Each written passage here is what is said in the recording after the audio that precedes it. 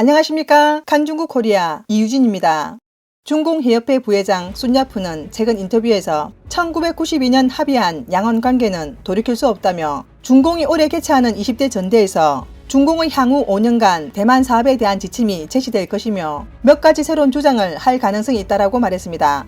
논설위원 옌충커우는 이 같은 순야프의 발언은 모두 중공의 자체 맥락에서 전에 하던 말을 되풀이하고 있다고 지적했습니다.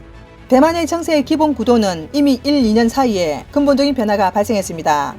중공은 이러한 변화를 인정하지 않고 억지로 허세를 부리며 국내외 중국인을 기만하고 있을 뿐입니다. 지금 중공과 대만의 세계에서의 위치는 바뀌었습니다. 중공이 말하던 동쪽 중공이 상승하고 서쪽 서방이 하락하는 것이 아니라 대만이 상승하고 중공이 하락하는 것입니다. 지금은 1992년 합의 문제가 존재하느냐의 문제가 아니라 양안 체제가 서로 종속되지 않는가의 문제입니다. 1, 2년 사이 국제 정세의 변화는 엄청납니다.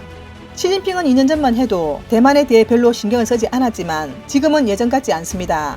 중공은 지금도 대만의 기본 구도가 근본적으로 바뀌지 않았다고 하지만 그것은 눈 가리고 아웅하는 것입니다.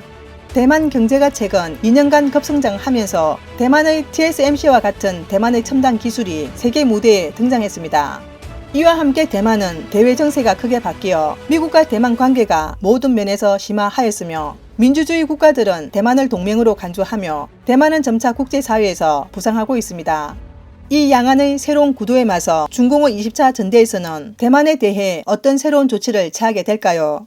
옌충커우는 중공이 대적하여 문통과 무통의 양면을 놓고 문통은 홍콩 일국 양제의 파산으로 더 이상 설득력이 없으며 무력 통일은 서방 국가들의 개입으로 점점 더 희망이 희박해진다고 생각하는데 그 무슨 수가 있겠습니까? 만약 20차 전대에 새로운 수가 있다면 그것은 당연히 무력 통일이 아니며 무력 통일에는 무슨 새로운 수가 없습니다. 친다면 언제 치느냐, 어떻게 치느냐가 문제입니다. 오늘 안 싸우면 앞으로 더 싸우기가 어려워지고 앞으로 미, 일, 호주 모두 준비를 하고 있고 싸우면 바로 세계대전인데 중공이 감히 할 수 있을까요? 옌충커우는 무력 통일이 공허한 단어가 되고 문통도 궁지에 몰리고 있음을 보여줍니다. 순야프의 말은 중공이 불리한 상황에서 돌파구를 찾고 있음을 보여주고 있습니다. 중공 20차 전대를 언급하여 사람들은 그때 시진핑이 묘안을 제시할 것이며 모든 문제를 해결하리라 생각하게 하는 것입니다. 그러나 중공은 절박한 사정이 닥칠 때마다 억지로 허세를 부리는데 마치 영원히 내일이 오면 모든 것이 해결될 것 같이 말하지만 속임수는 오래가지 못하며 행운도 매번 오는 것은 아닙니다. 옌충커우는 오늘날 대만 정세는 매우 좋습니다. 대만은 현재의 국면을 잘 지키고 큰 난을 일으키지 않고 정권이 국민당의 붉은 권세가의 손에 떨어지지 않는 한 대만은 양안 관계에서 우위를 점할 수 있을 것입니다. 쉬면서 힘을 비축하고 현상을 유지하면서 닥쳐올 변화에 적절히 대처하면 세상은 변화하고 있기 때문에 뒤에는 무궁무진합니다. 라고 말했습니다. 다음 뉴스입니다. 푸틴이 카자흐스탄에 출병해 시위를 진압한 것은 중앙아시아가 모스크바에 뒤떨인 만큼 중공이 아무리 노력해도 러시아는 철수하지 않겠다는 분명한 메시지입니다. 상하이 협력기구를 활용해 중앙아시아 문제에 개입해온 중공은 2022년 상하이 협력기구를 통해 글로벌 지정학적 게임의 판도를 바꾸려 했습니다. 상하이 협력기구는 2001년 중공 패권의 출발점을 상징하는 장건으로 세계 인구의 40%, 세계 GDP의 20% 이상을 차지하는 이 거대한 조직은 유라시아의 대부분을 차지하고 있습니다. TFI 글로벌은 2006년 이후 처음으로 중공이 상하이 협력기구 사무총장을 맡게 됐다고 전했습니다.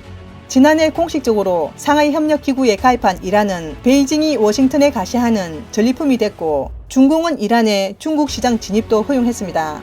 베이징의 중앙아시아 참식에 맞서 푸틴은 일찌감치 소련시대의 영향력을 유지하기로 마음먹었습니다.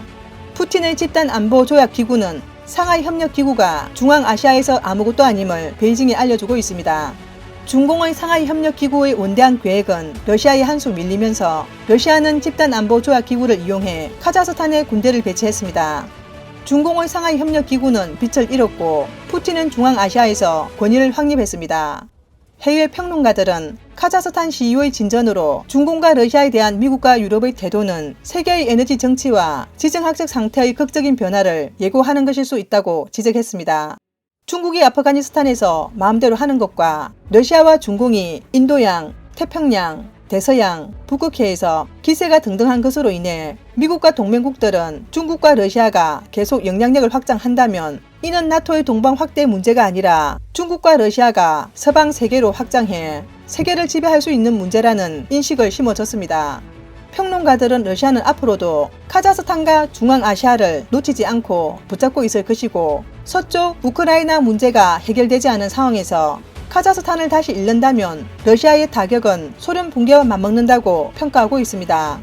베이징으로서도 카자흐스탄 사태는 1대1로와 에너지의 문제가 아니라 색깔 혁명이 실제로 집 앞까지 퍼졌으며 신장과 티베트가 반드시 따를 것이고 중국으로 번지는 것이 불가능하지 않게 될 것을 알게 된 것입니다. 다음 뉴스입니다. 로이터 통신에 따르면 미국의 인도태평양 조정관인 커터 캠벨은 워싱턴에 기반을 둔 중국 싱크탱크 전략국제연구소에 태평양이 세계에서 전략적 이변이 일어날 가능성이 가장 높은 지역일 것이라고 말했습니다. 이는 중공 당국이 이 지역에서 영향력을 확대하기 위해 노력하고 있음을 의미합니다. 캠벨은 미국이 태평양에서 엄청난 도덕적, 전략적, 역사적 이해관계를 갖고 있지만 호주와 뉴질랜드와는 달리 지역에 충분한 도움을 제공하지 못하고 있다고 말했습니다.